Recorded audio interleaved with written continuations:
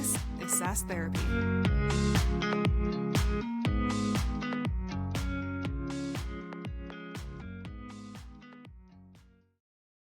Hello, everyone, and welcome back to another edition of SaaS Therapy, the show where we help you save your most important business relationships, your customers. I'm your host, Todd Kirk.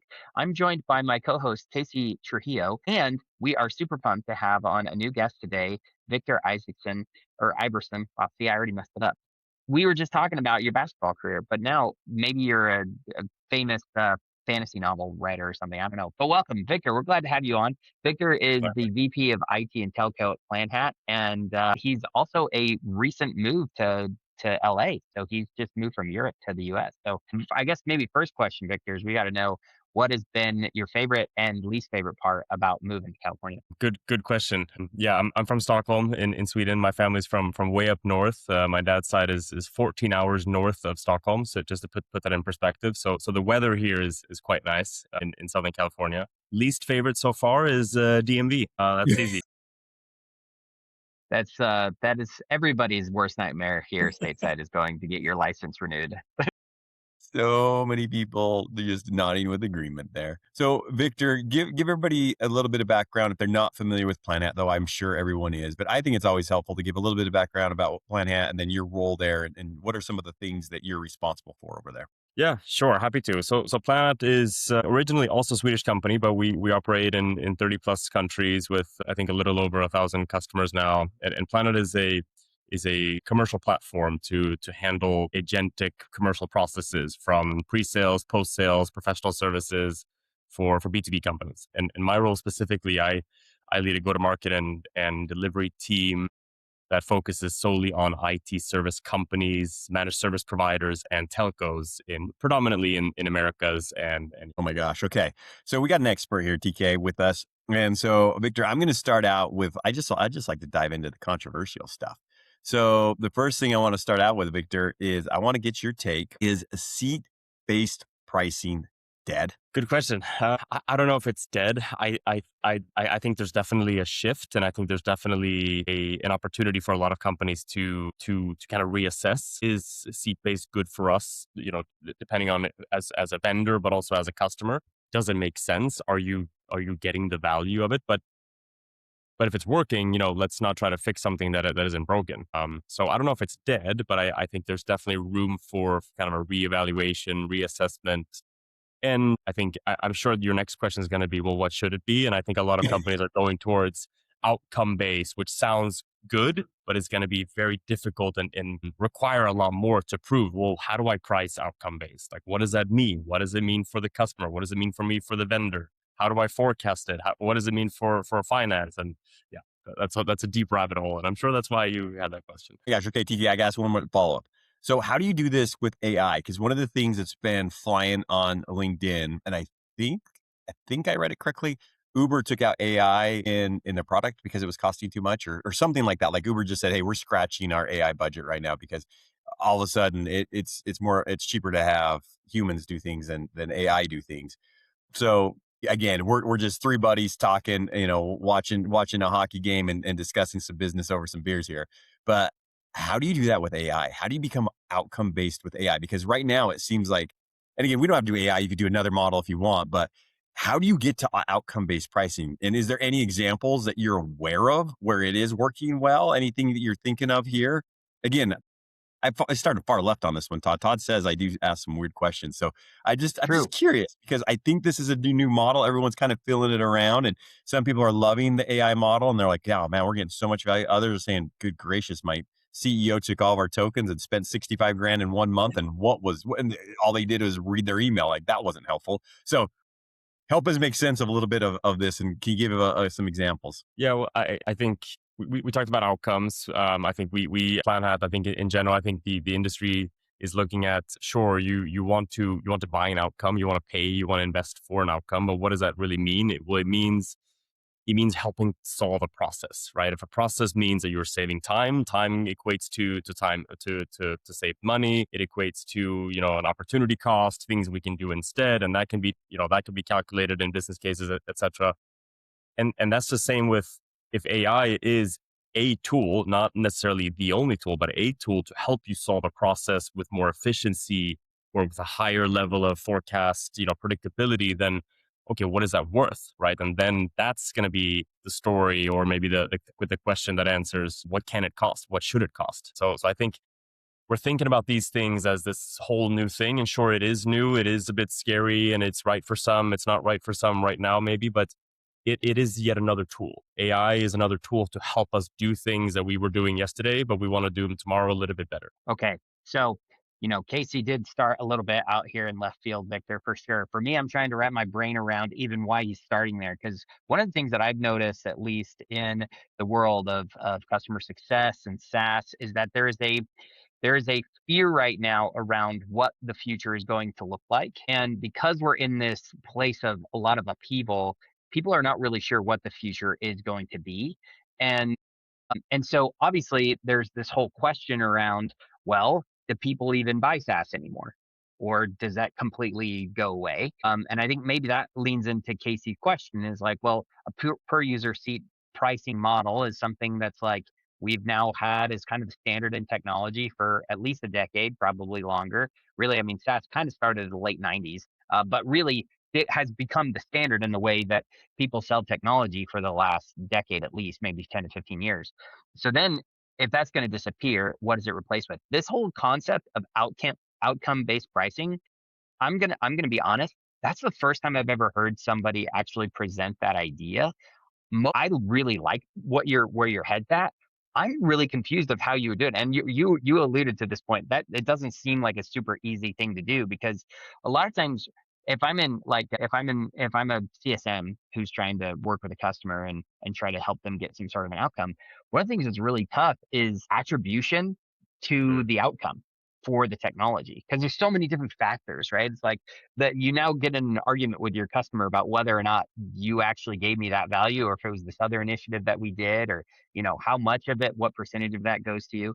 And so I'm like, maybe help unpack that for me a little bit more because I really like this idea. I think there's a lot of value in taking that mindset and that approach, but I'm not really sure like how do you do it? Like maybe you don't know. That's cool too. But I'm curious, what does that look like? Yeah, yeah. No, I think we're also in a journey of learning how this works. How will this work for us as well? But I think a lot of people think about should it be outcome based pricing? Should it be seats only? Should it be tokens or executions or data volume? It doesn't necessarily have to be one or the other. And I think that's maybe the first pitfall that I think I've seen in my experience. At least what we're trying to do, we still sell a platform. So we will charge for the platform. The platform has a bunch of costs, just like any Hmm. any model, right? It costs something to build and deliver and use, and you get a bunch of features, and that costs a bunch of things. So we charge for that. But based on, well, what are we actually delivering? Should the variable be seat based or number of logins or tokens or volumes or outcomes? Maybe it's a mix. So I think we try to consolidate, and we know that, okay, we think that we're a market leader in delivering these five big core things. One of them being, for example, retention and driving adoption or driving scalable lifecycle processes. What does that mean to us? Well, if you're not retaining more customers next year than you were last year with Planhat, well, then we have effectively failed, right? So that's kind of how we think about that outcome is what we want to deliver. What is it today? Is your retention 90% today? You want it to be 95? Back to your point, we're not going to go and say, well, it's only because of us, but if we can play a small part of it, what are you willing to pay for that 5% delta, for example? Okay, cool. So I before Casey jumps in, since he rudely had his multiple questions. Cool. Okay, so this is maybe I'm daft and I've never thought about this before, but the thing that's kind of clicking for me is what you're suggesting is like if you think about the way we pay people, the way we Right. pay people, right, is I'm going to hire someone. I realize that you have cost of living that you need to have to be able to work for me. There's a certain amount that I know I have to pay just to be able to compete for a market rate. But then if I'm hiring a seller or if I'm hiring a CSM there's going to be some metric, there's some Been living deliverable. that life for 20 years, Casey, TK. I've been living Casey, outcome-based metrics for my whole life, man. right? And so Casey he has a salary, right? But then he has variable compensation on top of that. we don't typically, I don't think most people typically think about their software solution as something that a company is hiring, right? They usually Mm, think of it as a tool that they're purchasing, and the tool can sit on the shelf or I can pick it up. But usually, if you're hiring a company like Planhat, you're not just hiring software, you're hiring expertise, you're hiring someone who has a lot of unique insight into a market or into an industry, and they're providing that value too. So are you almost suggesting that maybe we should shift the mindset a little bit to think more about like when you hire a software vendor, you're not just buying a solution, you're hiring that software vendor. And maybe you should treat them the way you would an employee, right? You have a fixed amount that you're willing to pay them, and then there's bonuses and variable compensation on top of that for how well they perform. Yeah, I don't know if I've thought of it maybe exactly that way, but we tend to think of it as it is in sorts like it should be like a marriage. Like we're trying to achieve this thing together, right? And I think that the way that at least our customer success or deployment strategy department have the way that they're incentivized is on customer outcomes. Like we celebrate those things because I think I've shared this with you, Casey. We think of this as if I want to get fit, I'm going to go buy a pair of running shoes. Maybe I'll do the running. I need a coach. Like the tool is still the running shoes. I'm not going to get fit just because I bought them. I still need to start blogging, whether I need a treadmill or a personal trainer or a coach or an app. Like I need, or I can do it myself, but I still need something to do the thing. It's not going to happen automatically. So there needs to be a little bit of a push and pull, of course. yeah. But who is successful in the scenario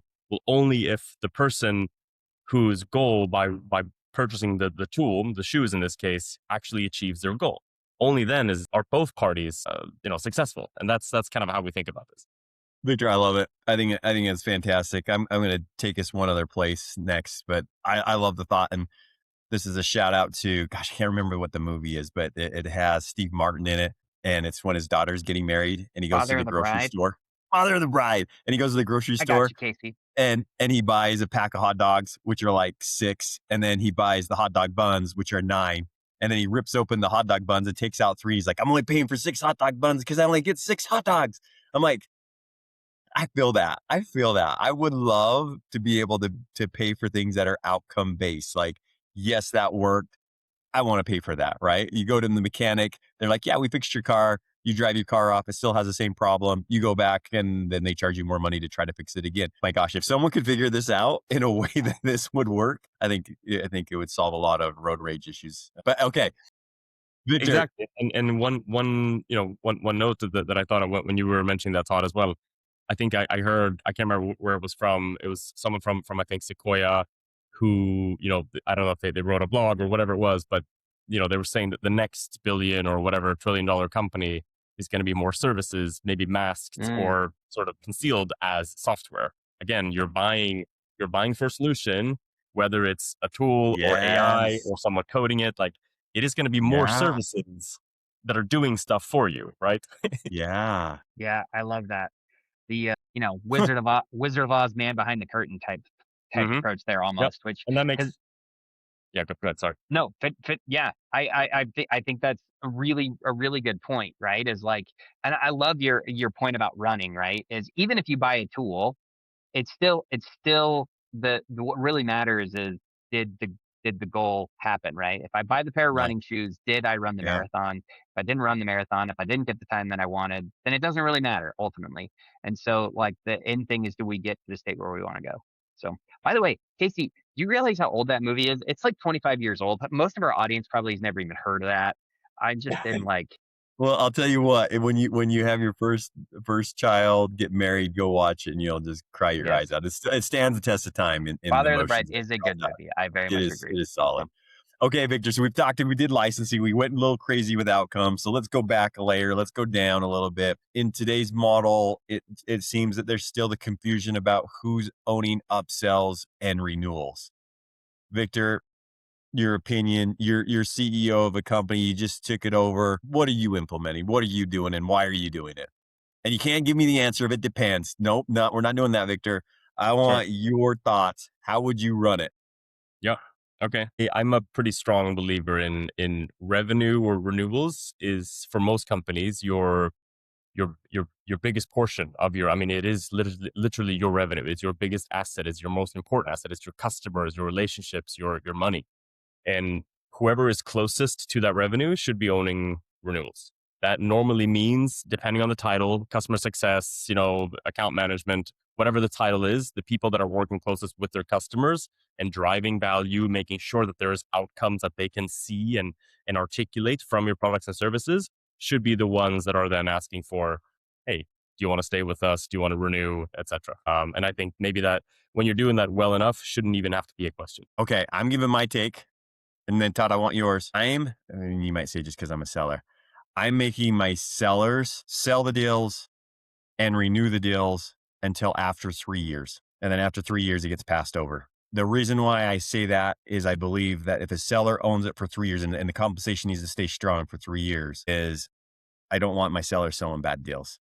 And I have to want them to feel the pain of working with the customer. I think it makes smarter sellers and it gets them to think more long-term. So that'd be my take. I'm doing a hybrid.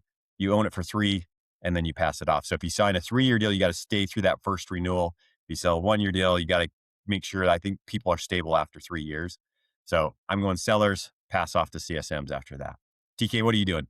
Well, okay, I'm going to pull the classic advisor card here and say it depends. Because one of the things that I think is important, Casey, is that your thought there only makes sense if you the the cost of acquisition for the customer is really high.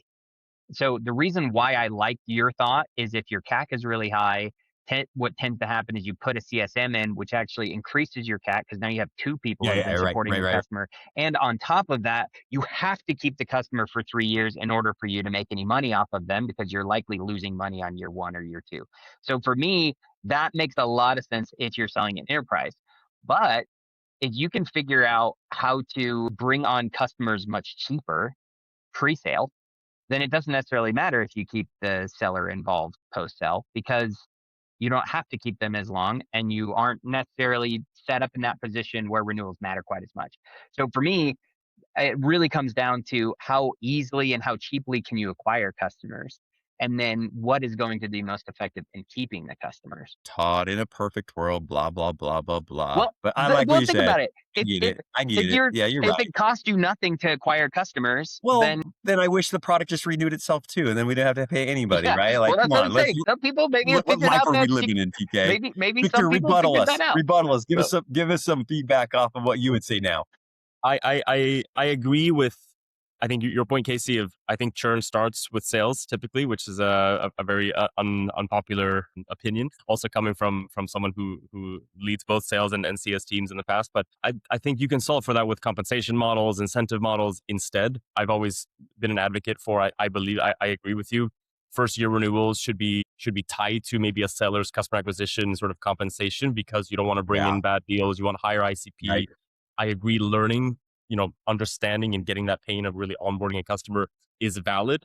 However, I think there are 2 different types of people. There are hunters and there are relationship builders. And again, without using the word I wasn't allowed to use, depends, but Todd was allowed to use it. So I'm going to say depends Yeah, now. that's I true. set the That's true. standard. Depends You're on good, the Victor. rule. It's good. Go for it. It depends on the complexity of what you're selling, right? If you're selling something more transactional, maybe the seller and the relationship builder, the renewal person, the growth person can do the same thing.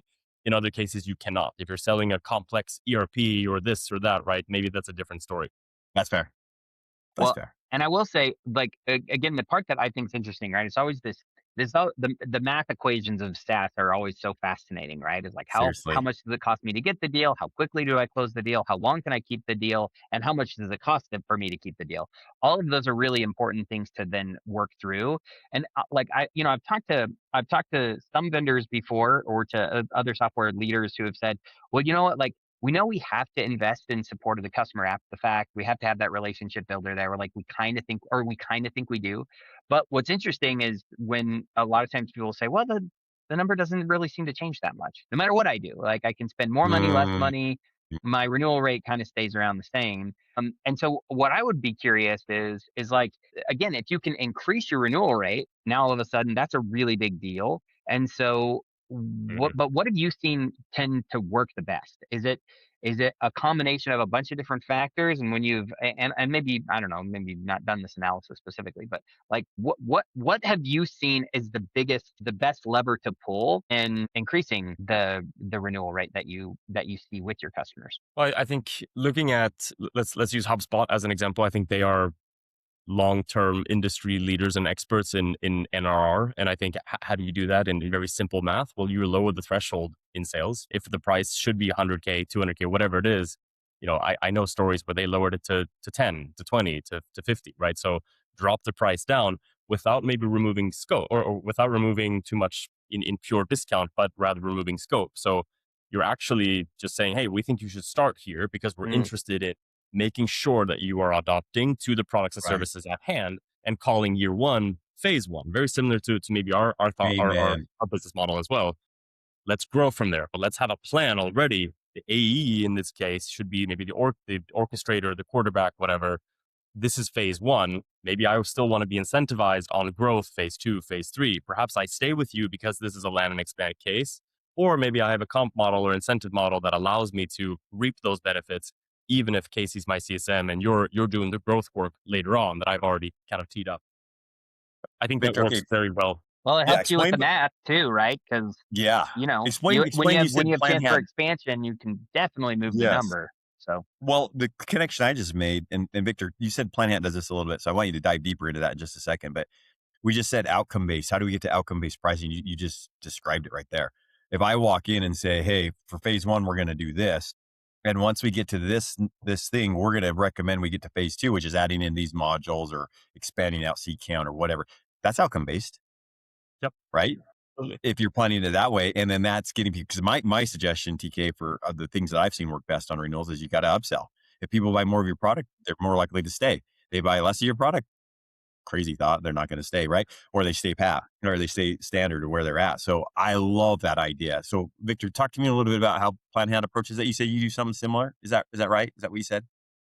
We do. So I mean, Planet can be a large, complex, and powerful platform. So that also means that we're not going to rock the boat and use all the analogies of boil the ocean and all those fun things at once, because that's going to decrease our chances of really being successful. We talked about in customer success, we talk about time to value quite a lot. Well, it's up to us and the customer together to define what is value, and what is the necessary time to get there. That's a conversation. It's not a metric that we make up and we say, hey, we want you onboarded and out of onboarding in 90 days, 180 days. Well, where do you need to be by when? And that conversation starts before you sign, right? Because that's going to drive urgency. It's going to help me with my business case. It's going to help me articulate what the outcome hopefully will be when we start, so that I can plan my resources and we can plan together. So I think that's how we try to do that. So if this is scope, we want to do 7 things. Let's start with 1, and then 2, and then 3. And we try to be very not tough on our customers. I'm using a Swedish analogy, but we try to be pretty hands-on in our onboarding and say, these are the things that we've heard in your evaluation. Let's choose 3, maybe 4 things to focus on in these next 12 weeks or so. okay, all right. We're So solving the world's problems today, TK. Like we this is are. all coming together with me No. about That's sellers not. selling a good deal, I don't like the idea of phase a scaling based, problem. outcome based. Like I feel good about this right now. Like I mean, you're going to have a meeting after this, Todd, and we're going to discuss some things. I know, but see, here's the thing. I don't want to solve problems. I want to stir the pot a little bit. So, we've been talking a lot about, who should stay involved and, who's going to have a better impact and what approach should we take to build better, stronger, longer relationships with our customers. I want to flip the tables a little bit. And, Casey as a seller, who's more likely to actually cause the pain? Is it the seller or the CSM? Or something else? Like Cause the pain. what is Describe that. meaning what is who is more more likely to be responsible for a customer training? A seller, I my agree. opinion. Casey, you're just gonna accept that you're the problem? That's good. Oh yeah, for sure. I'm For glad. sure. No, he means the other sellers. Yeah. Oh no, I think for sure the seller is, because my incentive, and that's why, Victor, I'm saying I love the idea of you have to do more than a 1-year deal.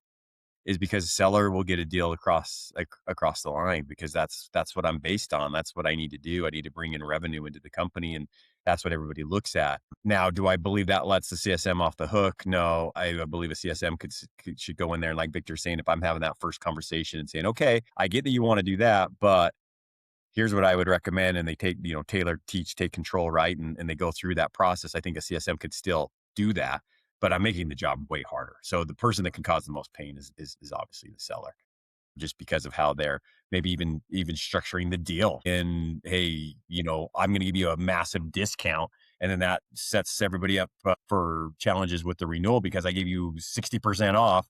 And now not only does the CSM have to renew it, but now they have to talk about how they're going to get them back up to a price point that makes sense, so it's not hurting the ARR of the company and everything, right? So for sure, the seller. Yeah, and I agree. And there's so many examples with selling the roadmap, or promising features, or this or that. But and just maybe just being transactional at heart, because you're pressured, hitting quotas. Are you making the best long term decisions for you, for the company, for the customer, all at once? When you're 20, 25 years old, I don't think we all are on the last day of the quarter, right? But I agree. Of course, CSMs, or whatever the title is on whoever's managing the customer, are of course also responsible, and potentially someone who could or will impact the outcomes of a customer. But if a seller doesn't even give you the chance, that's a Yeah, very difficult job. If your right. baseline is this, and each seller can say, well, hey, each customer is going to come in, they're going to be neutral, at least content with their onboarding, great. Then we're giving everyone a chance. Then it's up to the CSM. But that's not always the case. Some Yeah. sellers will bring in customers here and some down here. And TK, I do say, like, if you would ask me this like 5 years ago, I would have been like, it's almost 90% seller, 10% CSM. I do believe that's creeping up a little bit. And the reason why I'm saying that is because there are the need for a CSM to be more sales like, meaning having sales skills, being able to look at things holistically, ask probing questions, and be able to discover upsell opportunities. I think CSMs, maybe 5, 10 years ago, were just about relationships. I'm just a relationship person. I don't even want to bring up pricing to you at all. That can't happen anymore. I don't believe in that anymore. I believe a CSM, yes, you are relationship based. You have to be more consultative, but you need to spot opportunities. You cannot just go off of the standard. You need to be looking for opportunities and saying, hey, we should be doing this, we should be doing that. And you shouldn't shy away from sales type conversations. And Victor, what's your thoughts on that? I know you want to see something there on that. Yeah. Yeah. And I think we talked about this last time we spoke, Casey. I mean, p- buyers are no longer buying the cat in the bag, so to speak. They're buying at least mini proofs of outcomes. I think we talked about it last time. If I'm a seller and I'm promising 40x ROI, I got to show 1% in a trial or a proof of concept, or something, right? I have to show something beforehand. And I think you're also expecting more and more flexible terms, opt outs, making it more difficult for sellers to just say, "Hey, trust me." Like that was before. Trust has to be proven now. Mm. Yeah, I think it's good for both, because it puts a lot of pressure, moves the outcome, I guess, more to the left of the revenue bow tie than it used to be only someone in CS. Ooh, I want to ask a question now, TK, real quick. Who Fine. owns should sales and CSM be under same leadership? So there's not such a fight, so that the compensations could be more tied together. Because I often see when there's a head of CS and a head of sales, they fight all the time. It's like, hey, this account should go here and this account should go there, and you didn't do this and you didn't do that. Gosh, it's a lot, because how do you manage both sides? Because they are both different things. Maybe it's just better compensation, better alignment between the two. I don't know. What's everybody's thoughts on that? Should it be under one leadership head? Like, you have other leadership underneath you, right? But should that there be that, I don't know, maybe it's a chief revenue officer. That one may probably not. I don't know. But anyway, should that person own CS and sales ultimately? Or should there be head of sales, head of CS, and they're equals? What's everybody's take on that one? I'll let you go, Todd. I know what my answer is. Well, I mean, I think the answer is probably to some extent, yes. The challenge is when you think about the goal that you have, as long as the goal is aligned, which is sell and keep more customers, and everybody believes in that whole idea wholeheartedly, and you can build systems that make that work better, then yeah, for sure. However, like sometimes, especially in the SaaS world, it's very difficult for the customer in the buying process to understand all that's possible that you can do. And so what ends up happening is if you try to paint the vision too early, sometimes in my experience, you can also turn off a lot of customers and you don't sell as much. And so like if you sometimes there's a benefit, like I've heard leaders say many times, there's the things that sell and there's the things that renew, and they are not always the same. And that's what's hard, right? Like a customer might be buying and shopping for something because they think it's what they want, but it isn't always necessarily the thing that they actually need. And so then you're in this weird position where you're trying to like help steer the perception of the customer and help them actually see you as the solution. And then once you get them in, then you're like, well, maybe I can just fix it after the fact. Like they can come in with all these like misconceptions because it's the only way I know how to get them in the door. And so if you marry that all together, you end up with kind of this like muddy, sloppy, very difficult message that you're trying to get across to the customer. Um, and I don't know. Basically, I'm not taking a position. This is just me saying I don't know. But I can see the benefits of both, right? If you can create a unified message that's clear, that's easy for the customer to understand, and a path for them to go through, then absolutely there's so much benefits of getting your entire organization aligned around that. But if your software is complicated and difficult to explain, then you're now also putting yourself into a position where maybe it's very hard for you to articulate that to the customer. See, I did it again. I did the it depends thing where I didn't even give an answer at all. I just kind of just said, well, Diplomat. all the things I see that maybe are difficult in both situations. So now, Victor, you clearly have an opinion. So now I want to, now that I gave you where my mind was at, I want to hear what you're thinking. Diplomatic answer. No, I think I agree with a lot of what you said there. I agree with there are things that sell, there are things that renew. I agree that I think they should be two different teams, but I believe they should roll up into one head, one CRO, one commercial officer, or whatever that means. Because and I think for me the simple reason is well. The lazy reason is that's how I've operated before. When I was CRO, I had sales, CS, and PS all under me. That worked for me. Two, most traditional, 80% or more of your revenue comes from your customers. And that's with an 80% Yeah. retention rate, which is pretty bad, right? So meaning you should be pouring more money into this bucket, even irrespective of if that means you should be growing, expanding that 80% more, or if that should be your ICP that helps you grow the other bucket more. I think they're Mhm. both the same things. We need to be learning from each other. And I agree, it's very difficult to, or it's easier to say and theorize than it is to put in practice or put in motion. But we're selling based on outcomes. We are selling more trust. Why are people buying from us? Well, because we've proven that we can do a micro version of what we promise that we're going to do for you. We're proving that we can do it for your peers or for other business cases like testimonials. Those things do need to work together. Can they work together with two different department heads? Of course, with better synergies and etc. I just prefer being under one roof. Amen. Amen. I think the leadership underneath, there has to be a healthy tension between the two, right? Because there are things that need to be unique, but there it has to have a single leadership because there's always going to be bickering in that regard, and it can be healthy in some regard, but the leadership has to be eyes on the prize for both sides. So yeah, that's awesome. TK, I forgot, man. I don't know who we left off on. Is it your turn to ask a question, Mike? Because I've been Who skipping my cares? That normal doesn't matter. process today, right? I do have a thought though that I'm curious about, right? So Victor, if you were the CRO, right? So or the chief commercial officer, like you're put in that position now, and we've got everything all set up, right? Sales and CS, everybody reports in. What's the first thing you would do differently? Or what do you think is the most common thing that you think businesses are not maybe thinking about and putting in the forefront? Like, what would you change if you had keys for the day to drive for any company or for Planhat, however you want to take that?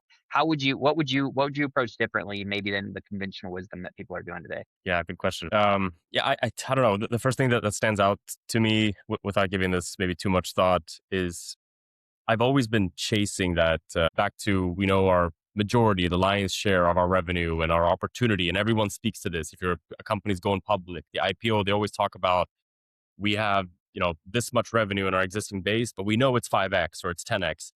Okay, well, how do we go and get it? Here, right? And everyone's talking about it and you're kind of mobilizing, but then you kind of end up just pouring more money into the old good old, customer acquisition bucket instead. That is something I would love to, without knowing exactly how, but just investing in, let's do that. Let's actually monetize with, appropriate experience and delivering the same retention and customer experience, voice of the customer and all those things, but really getting that 5x, 10x, 50x or whatever it is from existing customer base. I don't know if that means referrals that drives new customers or if it simply means expansion. That's something I would love to do, TK, here's what I'm doing. And Yeah. this to go up in flames. So anybody that's like looking Yeah, at so- my resume and be Yeah, like, ooh, I Casey's was going like, to hire that never guy. hired Nope, him not as a now. CRO. That's where we see Yeah. that. Here's what I'm doing.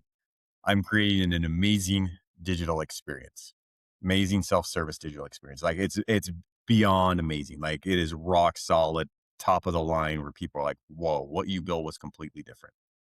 And the reason why I'm doing that is because I am charging for my CSM. I do not give CSMs to any account. Enterprise, nope, you don't get a CSM. If you want a CSM, you're going to pay for it. And my CSMs are two things. They're change management specialists and they can do training. They can do those two things.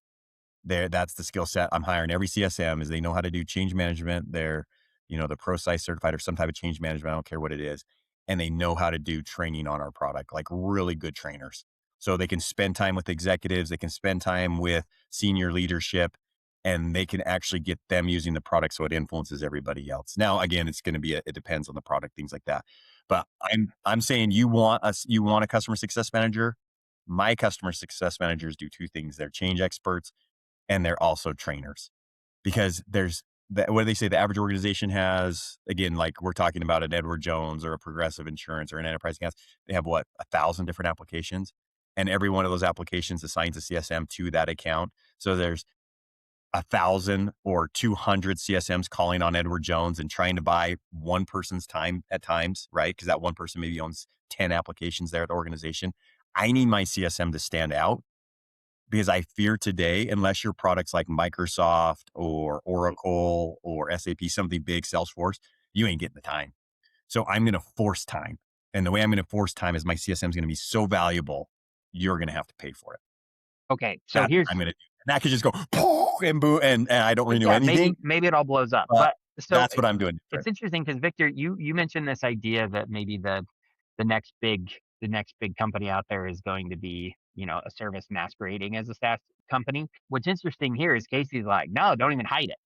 Like, just make the service something that you pay for. Because the truth is, Casey, I mean, I like your thoughts really interesting, except for the fact that everybody is already paying for the CSM. They just don't know that they're paying for the CSM because we hide the fact that they're paying for the CSM. Like it's And I think it's that's kind of my point it's is that baked into the price you're going to, already of what the yeah. customer's paying for.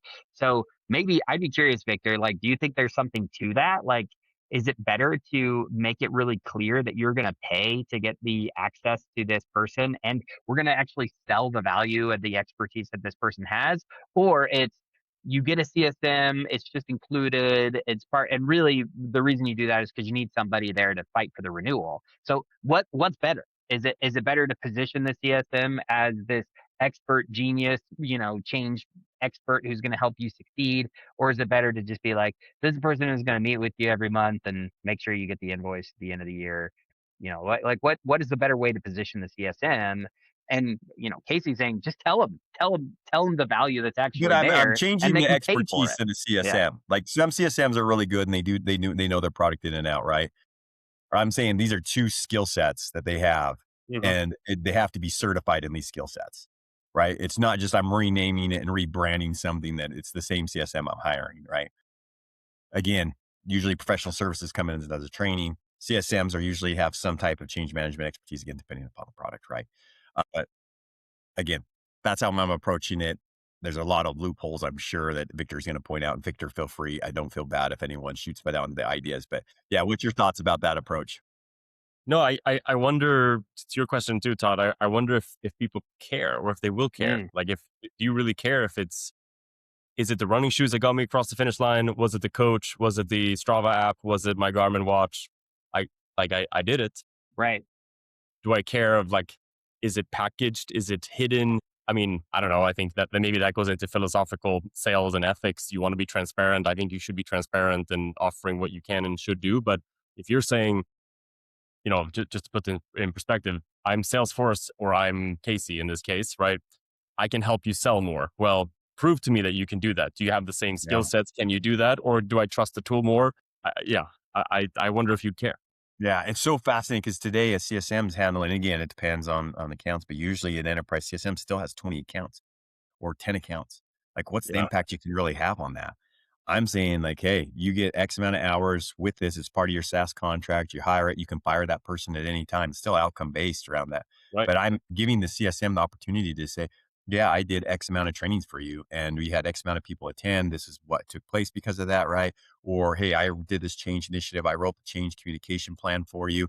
I'm putting value to that part where today, usually a CSM maybe not have that skill set and they're going to turn it over to professional services. I just feel right now the CSM, and again, I love my CSMs, but I just feel today a CSM reputation is you meet with me, you show me some data and you talk about a renewal. Like, I don't see enough CSMs providing value that people are excited to meet with them. And again, that depends on the CSM, but I'm feeling today's market with CSMs and it's showing in that people aren't hiring as many CSMs. I think there's an opportunity to be grabbed here because I think the CSM is so valuable.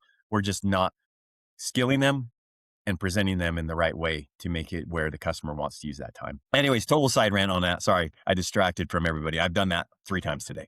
Thanks, Yeah, no KCG. worries. But I believe in my experience so far, and I think this is where it's going to start to shift more into, like, if you bought, before, let's say, I don't know, 10 plus 20, 30 years ago, you bought only services to go and say, hey, I need to solve this thing. You bought McKinsey, Accenture, or whatever consultants, irrespective of quantity, because they have a large bench, but their skill set is pretty finite. Either you do the thing that I want you to do. I want you to do something different, well, I either have to switch person or switch company or switch vendor. Similarly to how platforms have been built and SaaS providers, like, hey, I have this platform, but I want you to do this thing. That's either a feature request or I churn and I buy something else. Now we're kind of in the middle, and there's Claude and there's all these AI tools in the middle that are way more flexible and adaptable for better and for worse, because the people that are asking for things aren't always the smartest and maybe best people to drive these things. But now you can say, well, hey, I want you, the change management person with its skill set of tools being platforms and or Claude and AI, and maybe access to different services people as a mix. So that becomes a lot more agile and less finite, I guess. And I think that's where the shift is going more towards. See, I like that. That's a very optimistic take, right? Solid, Is solid take. maybe there's a part of the way that we're going to see this whole world change over the next couple of years is technology is going to change to where we're able to get the best of both worlds, right? You get the product in the past hasn't been able to be responsive. The expertise was we were spending too much time trying to cover for the gaps in the technology, but now maybe if the technology can advance faster and adapt faster, then now the person who's being tasked to support the customer can actually be the expert that they're supposed to be rather than wasting all of their time, apologizing for defects in the software or trying to do a bunch of manual work to cover for the deficits that the software actually couldn't fulfill. And it gets us into a much better place in the future where the human's even more valuable because they can actually come with expertise that the technology can technically support. Amazing. I feel like I love we're that. all smarter because of this conversation today, Todd. Well, I don't Like, know about there's a that. bunch of good ideas I'm getting in my brain right now. I've written down that I'm super stoked. So, Victor, this has been awesome. We always end SaaS therapy with the same question because it's therapy. And in a therapy, if you had a therapist, they said, okay, Victor, hey, this is what we're going to work on this next week after we had this discussion. So, Victor, for our audience today, what's the homework you're giving them? If you can give them one homework assignment that all of them would go do, what would it look like? Hmm. Good question. I guess I would try to maybe learn a little bit from something that I'm trying to do more as well is, okay, what's the big thing? What's going to make me the hero in my role in the next 12, 24, 36 months? It's usually a big lofty thing. It could be a softer value, it could be a hard value, it could be something in my career. What is that thing? Okay, but then break it down. Like, what is the Mm, actual process that's going to help me get there? I'll put this in perspective. A lot of companies will come to Planet and say, we need to improve retention. We need to drive adoption. big lofty goals that are great. How do we do that? Normally what that really means could be we need to automate our QBRs. We need someone to tell me when my renewal is due. Like there's little simple but complex and impactful things that help me do the big thing. So I guess in summary, like look for the big North Star thing, but go down to the very, very granular thing that helps move the needle. So good. I feel like it just came full circle for me. It's like focus on the outcome. Is that maybe the thing we need to do? That's true both for how we approach our actual work life, how we approach supporting our customers is and how we do that is awesome. Victor, thank you so much for coming. For those of you who have not, because I said his name wrong at the start, it's Victor Ivarsson. Find him on LinkedIn. I'm sure he would love to hear from you, Victor. If people do want to contact you, anything else we should tell them about how to find you? Nope, LinkedIn is fine. Strava, no, LinkedIn is fine. Yes, you'll be able to see everywhere he runs, I'm sure. Yeah. So, Victor, it's been great. Thank you for joining us. And for everybody, thanks as always. We release new episodes every Wednesday. Come back, give us a follow. Let us know where you think Casey is crazy, and we'll see you next time. Thanks again, Victor. Fair. Thanks.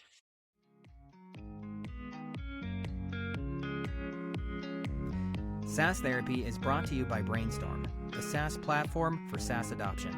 Learn more at brainstorminc.com.